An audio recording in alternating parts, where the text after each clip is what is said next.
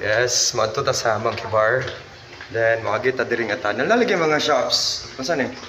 Playhouse, Sa concert. diving. Bata Kids Zone. So makagita ani nga tunnel guys kay madto ta sa lugar nga na ay mga treasure hunting bitaw.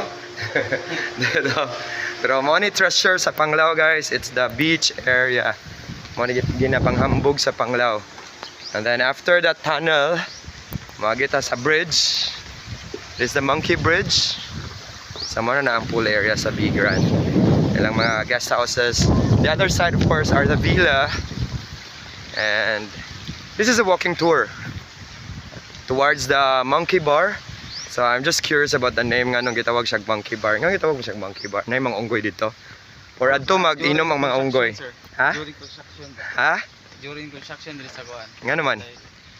Kuan nga nakita. Ah, di unggoy. Mani Monkey Bar sir. Ah, this is the Monkey Bar.